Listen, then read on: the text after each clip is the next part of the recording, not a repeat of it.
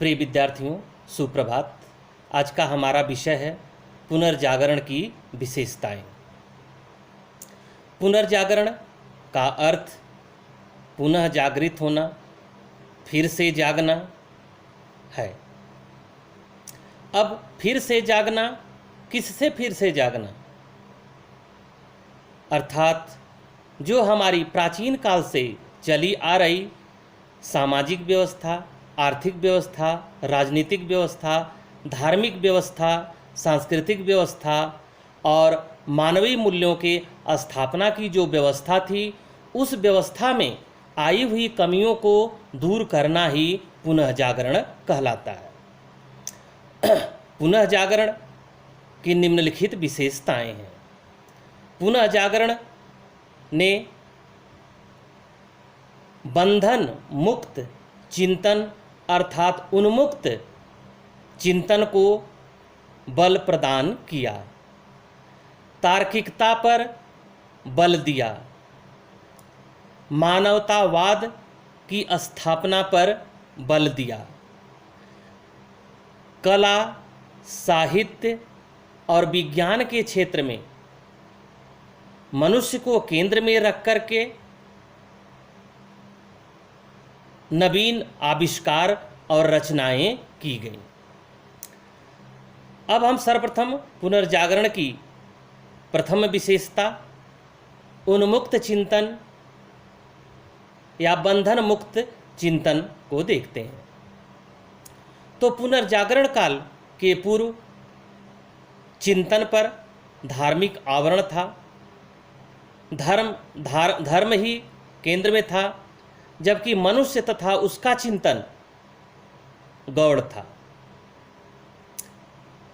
अब पुनर्जागरण काल में धर्म का आवरण हटा करके मनुष्य को केंद्र में रख करके चिंतन की प्रक्रिया प्रारंभ हुई, और इस चिंतन की प्रक्रिया का परिणाम ही था लोकतंत्र, धर्मनिरपेक्षता, स्वतंत्रता, समानता, बंधुत्व आदि की विचारधारा को बल मिलना।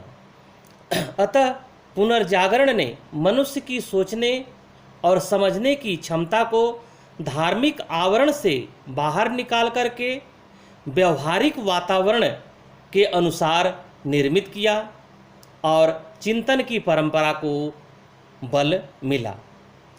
दूसरा महत्वपूर्ण विशेषता है तार्किकता पर बल। पुनर्जागरण काल ने तार्किकता पर बल दिया। तर्क के आधार पर किसी भी घटना को या किसी भी तथ्य की पुष्टि करने के लिए तर्क को आधार बनाया। यानी बिना तर्क के आधार पर किसी भी चीज़ को सत्य और असत्य नहीं कहा जा सकता। लेकिन अभी तक क्या था कि पोप ने जो कह दिया, चर्च ने जो कह दिया, वही अंतिम सत्य होता था। लेकिन पुनर्जागरण काल में लोगों में तर्क करने की क्षमता का विकास हुआ, क्योंकि मनुष्य के पास अपनी मानसिक शक्ति है जिसका प्रयोग वह कर सकता है। लेकिन अभी तक धर्म का आवरण था, चर्च का आवरण था, पोप का आवरण था, जिसके कारण वे लोग सोच नहीं सकते थे या सोच नहीं पाते थे। अतः पुनर्जागरण काल ने तार्किकता पर बल दिया। पुनर्जागरण काल की सबसे महत्वपूर्ण विशेषता मानवतावाद की स्थापना है। मानवतावाद का अर्थ यह है कि मनुष्य के कल्याण के लिए जो भी कार्य किए जाते हैं उनको केंद्र में रखा जाता है। यानी मनुष्य के सर्वांगीण विकास अर्थात आध्यात्मिक विकास, भौतिक विकास और नैतिक विकास की अवधारणा ही मानवतावाद कहलाती है। आधुनिक मानवतावाद का जनक फ्रांसिस्को पेट्रार्क को कहा जाता है, जिसने उस समय चर्च की बुराई की, अंधविश्वासों और रूढ़ियों का खंडन करके ऐसी विचारधारा का प्रतिपादन किया जो मानव तथा मानवतावाद के लिए अनुकूल हो। यहाँ पर मानववाद तथा मानवतावाद का अंतर समझना होगा। मानववाद में केंद्र में सिर्फ और सिर्फ मनुष्य होता है, जबकि मानवतावाद का मूल उद्देश्य होता है मानवीय कल्याण। तो मानवतावाद में मानवीय कल्याण, मानवीय मूल्यों तथा मानव को केंद्र में स्थापित किया गया, क्योंकि मध्यकाल में मानव का केंद्र से स्खलन हो चुका था। मनुष्य को कोई महत्व नहीं दिया जा रहा था और विशेष करके जो सामान्य जन था उसकी कहीं पूछ नहीं थी। अर्थात मानवतावाद का मूल उद्देश्य है मानवीय भावों को सम्मान देना, मनुष्य को सम्मान देना, स्वतंत्रता, समानता और बंधुत्व की भावना का प्रचार और प्रसार करना, और जो मानवीय गुण हैं या मानवीय मूल्य हैं जैसे दया, करुणा, प्रेम, उत्साह, आशा, निराशा, खुशी, गम आदि को महत्व देना। जबकि पुनर्जागरण के पूर्व मनुष्य की इन बातों को कोई महत्व नहीं दिया जाता था, जबकि प्राचीन काल में मानव तथा मानवीय मूल्य ही हमारी सभ्यता और संस्कृति के आधारभूत तत्व रहे हैं। लेकिन मध्यकाल, जिसे हम अंधकार के काल के नाम से भी जानते हैं, मानवतावाद अर्थात मानवीय मूल्यों तथा मनुष्य का पतन हुआ था। अतः पुनर्जागरण ने मानवतावाद को पुनः स्थापित किया, मनुष्य को केंद्र में रखा, और अब जो भी कार्य किया जा रहा था वह मनुष्य को केंद्र में रख करके किया जा रहा था, ना कि धर्म को केंद्र में रख करके। लौकिक जगत पर विश्वास किया गया, विज्ञान पर विश्वास किया गया, तर्कशीलता पर विश्वास किया गया तथा उनके हाव भाव और रुचि को महत्व दिया गया। पुनर्जागरण काल की चौथी मुख्य विशेषता है स्थानीय भाषाओं को महत्व मिलना।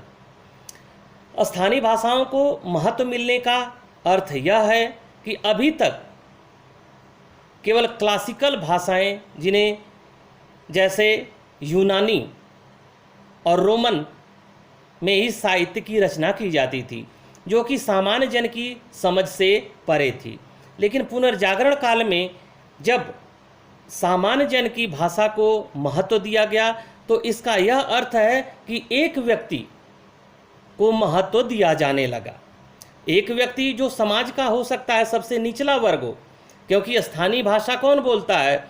जो एक समाज का एक समूह है।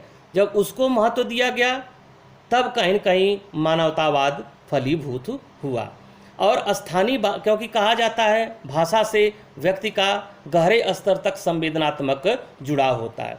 जहाँ पहले यूनानी और लैटिन भाषा में ही रचना होती थी, अब स्पेनी, पुर्तगाली, फ्रांसीसी, इटालवी, जर्मन, डच भाषाओं में रचना होने लगी, जिसके केंद्र में सामान्य मनुष्य होता था और उसमें स्थानीय परंपराएं, लोकगीत, लोक संस्कृति को महत्व मिला। अभी तक इन रचनाओं में धर्म, पोप और चर्च का प्रभुत्व दिखाई देता था, क्योंकि ज़्यादातर रचनाएं धर्म आधारित होती थी। प्राकृतिक सौंदर्य को महत्व दिया।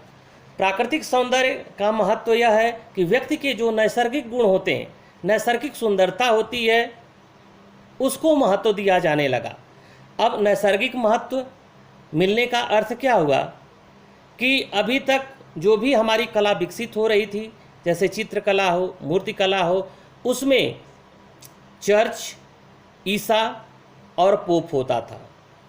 लेकिन पहली बार पुनर्जागरण काल में चित्रकला में प्रसिद्ध नाम लियोनार्डो द विंसी हैं, जिनकी प्रसिद्ध रचना मोनालिसा है। मोनालिसा विश्व की सबसे सुंदर चित्रकला मानी जाती है।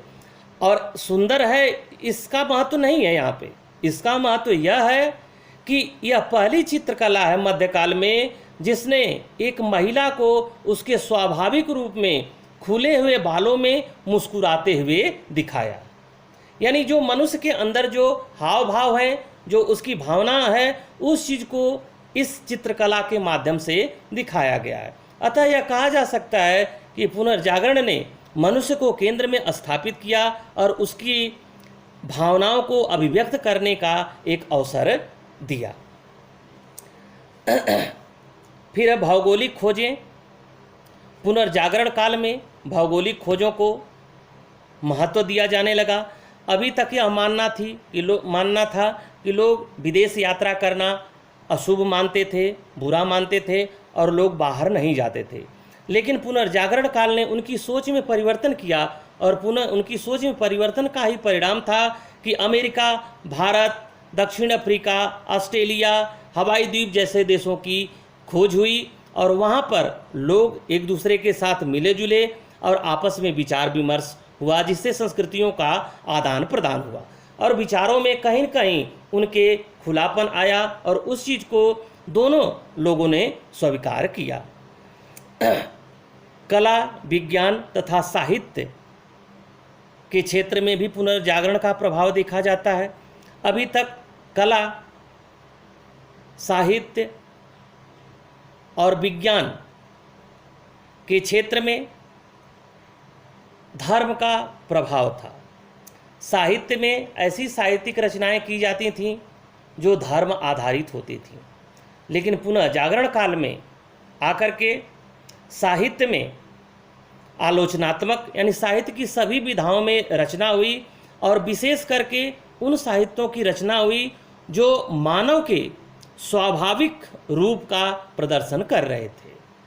मनुष्य के स्वाभाविक भावों को बाहर निकालने के लिए उनकी रुचि के अनुसार कहानी, कविता, गद्य, पद्य, नाटक आदि की रचना हुई और धार्मिक अंधविश्वासों का खंडन हुआ। चित्रकला में Michael Angelo, Leonardo da Vinci, Johto आदि ने अनेक ऐसी चित्रकलाओं का निर्माण किया, रचना की, जिसमें मानवीय भावों को ही अभिव्यक्ति मिली थी। साथ ही साथ विज्ञान के क्षेत्र में उन धार्मिक रूढ़ियों का खंडन हुआ जो चर्च और पोप के अनुसार सही थीं। इनमें कोपरनिकस, गैलीलियो, विलियम हार्वे आदि जैसे लोगों का प्रसिद्ध नाम है, जिन्होंने चर्च के द्वारा जो बातें कही जा रही थीं उन बातों का खंडन किया और मनुष्य को केंद्र में स्थापित किया। अतः यह कहा जा सकता है कि पुनर्जागरण काल ने मनुष्य को केंद्र में स्थापित किया और मनुष्य को केंद्र में रखकर ही सामाजिक, आर्थिक, राजनीतिक, सांस्कृतिक और बौद्धिक नीतियों के निर्माण के लिए लगातार प्रयास किया और जिसमें वे सफल भी हुए। और आज मानवतावाद तथा मानवीय मूल्यों के संरक्षण की अत्यंत आवश्यकता है, क्योंकि आज का समाज पूरी तरीके से मानवीय मूल्य तथा मानवतावाद को खुद के लाभ के लिए, स्व के लाभ के लिए कहीं न कहीं छोड़ता जा रहा। अतः मेरी सभ्य समाज के सभ्य नागरिकों से यह निवेदन है कि मानव तथा मानवीय मूल्यों का सम्मान करें और उनको बढ़ावा दें। थैंक यू, धन्यवाद।